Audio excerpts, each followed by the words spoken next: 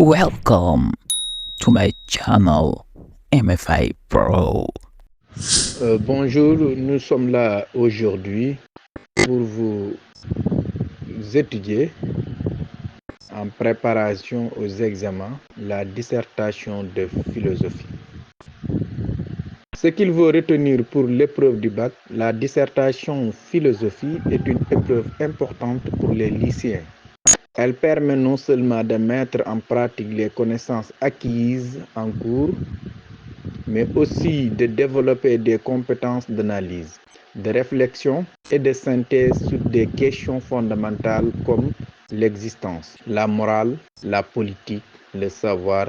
Ainsi, pour réussir une dissertation philosophique, il est essentiel de suivre une méthodologie rigoureuse qui vous aidera à structurer votre réflexion et à répondre de manière précise et argumenter à la question posée. La dissertation philosophique a des méthodologies. La méthodologie de la dissertation comprend en premier lieu comprendre la question posée. La deuxième, analyser le sujet, citer les références philosophiques, organiser votre argumentation à l'aide d'un plan. Cinquième, commencer la rédaction, relire et corriger votre travail. Et la septième et dernière, exprimer votre pensée philosophique avec clarté et conviction. Donc, on voit que l'élève, avant de faire, ou bien avant d'écrire, ou bien avant de commencer à écrire, il doit comprendre le contenu de la question posée. Après avoir compris, il doit analyser sa compréhension concernant cette question. Après, il doit être en mesure, capable de citer les références philosophiques. Organisez votre argumentation à l'aide d'un plan, avoir comment faire le plan après la compréhension du sujet. Il va aussi commencer donc à l'instant de la rédaction. Après commencer de la rédaction, relire, corriger le travail, après exprimer, et à la fin, il exprime ses pensées philosophiques avec clarté et conviction. En général, l'introduction a 4 points essentiels. La première est la suivante, une amorce souvent sous la forme d'une citation. Une amorce souvent sous la forme d'une citation. La deuxième, la définition des termes et la reformulation du sujet, d'où l'intérêt d'y passer un peu de temps au début. La troisième, la problématique choisie, l'annonce du plan. Donc, on peut donner la question posée du sujet à d'une façon de citation. Il doit comprendre le contenu de la citation.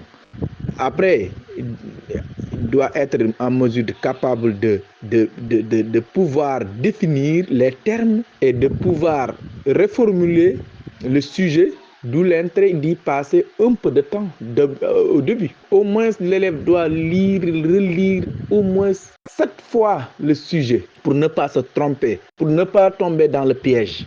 Chaque sujet donné, forcément, il y aura un piège. Problématique choisie, il faut créer un problème, la façon dont vous allez problématiser, la façon dont, ou bien, comment problématiser, il peut être d'une façon, d'une forme de question, tu peux problématiser à une façon genre de poser une question. Après, problématiser, tu annonces ton plan, c'est simple. Donc, pour problématiser dans l'introduction, il y a ce qu'on appelle une phrase d'accroche de dissertation. Qu'est-ce qu'une phrase d'accroche de dissertation? Une phrase d'accroche est une phrase ou un paragraphe qui introduit votre sujet dans l'introduction et doit attirer l'attention de votre lecteur. Cette phrase est le fruit d'un choix personnel et vous êtes libre de choisir son style. C'est également le tout premier moment de votre dissertation. Elle n'est pas obligatoire dans la rédaction d'une introduction de dissertation, mais apporte une réelle plus-value en montrant à votre lecteur que vous vous êtes approprié le sujet. Une phrase d'accroche peut être aussi un événement historique, une citation d'auteur, un élément d'actualité, une supposition ou hypothèse sur la résolution du sujet, une donnée précise. Dans tous les cas, cette phrase d'accroche doit être en relation avec le sujet, étant la première chose que le lecteur consultera. Il faut porter beaucoup d'attention à ça. Donc, reformuler des textes rapidement et facilement, reformuler des phrases, des paragraphes ou des textes entiers en un clin d'œil grâce à notre outil de paragraphe gratuit. La reformulation peut être d'une façon en paragraphe, en texte entier, du texte entier. Reformuler un texte. S'il s'agit d'un texte, comment trouver une phrase d'accroche pour une dissertation? C'est une question posée. Comment trouver une phrase d'accroche pour une dissertation? Comment trouver ça? La phrase d'accroche se base uniquement sur vos connaissances personnelles. C'est en ce sens qu'elle vous sera personnelle. Il n'existe pas de méthodologie pour trouver la phrase d'accroche parfaite pour une dissertation, puisque tout le monde aura une façon différente de traiter le sujet et donc d'introduire son raisonnement. Il faut cependant bien garder en mémoire que votre phrase d'accroche doit absolument être en lien avec le sujet, ou au moins avec le raisonnement que vous allez mener lors de la rédaction de votre dissertation. Il faut d'ailleurs ne pas oublier de l'expliquer un minimum. Il ne faut surtout pas mettre une phrase d'accroche juste pour l'esthétique de l'introduction. Il faut qu'elle apporte quelque chose à votre raisonnement. Voici cependant quelques conseils par rapport aux différents styles d'accroche possibles. Cette liste est non exhaustive. L'accroche historique, quand on dit là, si c'est l'accroche historique est généralement utilisée dans les sujets de dissertation ayant une dimension historique. Elle peut être utilisée dans les dissertations en histoire, mais également de littérature pour parler, par exemple, d'un mouvement littéraire. Donc, lorsque une accroche historique, veillez à bien situer le contexte.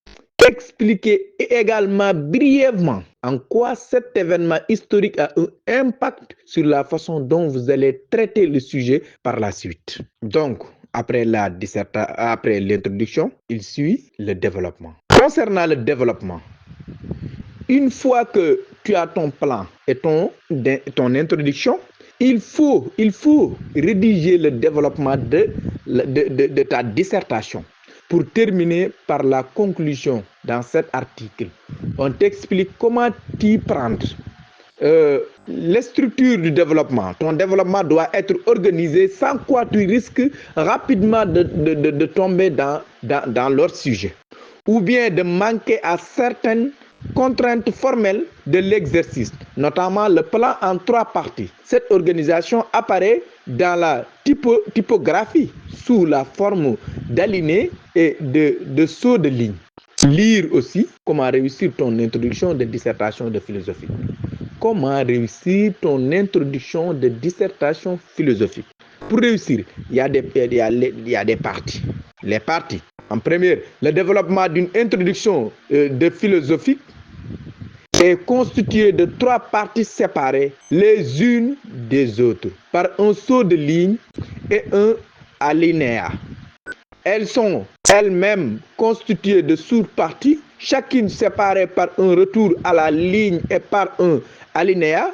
Si dans une même partie, tu veux argumenter en référence à plusieurs philosophes ou bien à plusieurs philosophes dont les aides sont proches, il faut ne pas que tes sous-parties ressemblent d'un catalogue entre guillemets.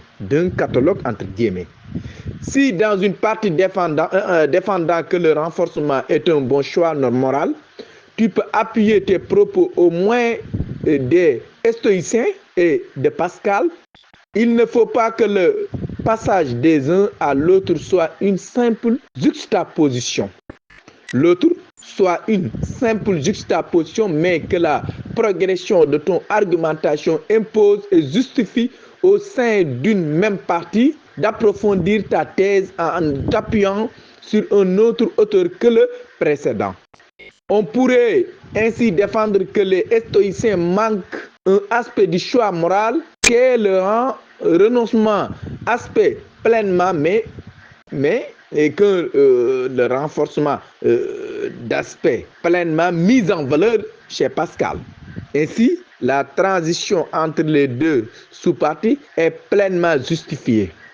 Les sous-parties peuvent aussi s'appuyer sur une seule et même référence, mais sur deux aspects différents. Du moment que cela n'est pas hors sujet et permet de progresser dans ton argumentation. S'il s'agit de la transition, les transitions, chaque partie se termine par un paragraphe de transition critique. Dans ce court paragraphe, tu dois montrer ou rappeler les limites de la thèse que tu as défendue dans la partie que tu viens de terminer, afin d'introduire la thèse que tu défendras dans la partie suivante, qui passera ses limites. Ce paragraphe de transition sert ainsi de conclusion partielle et peut permettre aussi de faire un court bilan il peut permettre de faire un court bilan de la partie, surtout si plusieurs arguments y ont été présentés. Il peut être bon de rappeler rapidement les acquis argumentatifs que la partie précédente a apportés. Pour la troisième partie, ce paragraphe de transition ne peut pas être critique puisque la dernière partie est celle où défend ta position définitive, suffisamment solide pour ne pas avoir à être remise en question. Il faut tout de même faire un paragraphe de transition entre la troisième partie et la conclusion, et cette transition prendra plutôt la forme d'un court bilan et de ta dernière partie ayant de passer à la conclusion qui fera le bilan de toute ton argumentation. En outre, il est recommandé de rédiger des courts paragraphes introductifs. Il est recommandé de rédiger de courts paragraphes introductifs au début de chaque partie, là aussi marqué par un alinéa. Après l'introduction générale, la première introduction de partie justifie la thèse de la première partie et si la partie contient plusieurs sous-parties, elle les annonce. Il en va de même pour l'introduction de la deuxième et de la troisième partie, qui justifie de façon critique le passage de la partie précédente à la partie présente et annonce le contenu de cette nouvelle partie. C'est ça la façon ou bien la méthodologie qu'on doit s'exercer ou bien qu'on doit faire un développement. On vient à la conclusion. Pour te parler de la conclusion, on pose la question: quelle est l'utilité d'une conclusion de dissertation philosophique? La structure d'une conclusion de dissertation philosophique. Exemple de conclusion de dissertation philosophique. Quelle est l'utilité d'une conclusion de dissertation philosophique? La conclusion d'une dissertation philosophique sert à résumer votre devoir et à donner votre réponse définitive à la problématique. Vous avez exposé un problème en introduction et avez étudié ce problème dans le développement. En conclusion, vous devez lui apporter une solution. Si vous avez problématisé, à la conclusion, tu dois amener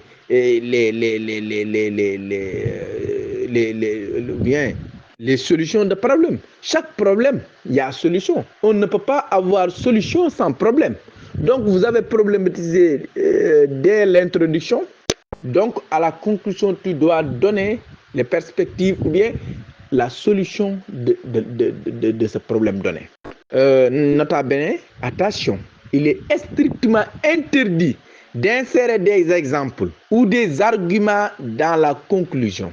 Il ne faut pas ajouter de nouveaux éléments qu'il ne vous a pas donnés. Il faut faire très attention de ne pas wane des wane et des jonge dans une introduction, ou bien d'utiliser des mots, et je, et nous, non, de se glorifier, ou bien de se montrer que tu es un instruit ou genre. Donc c'est ça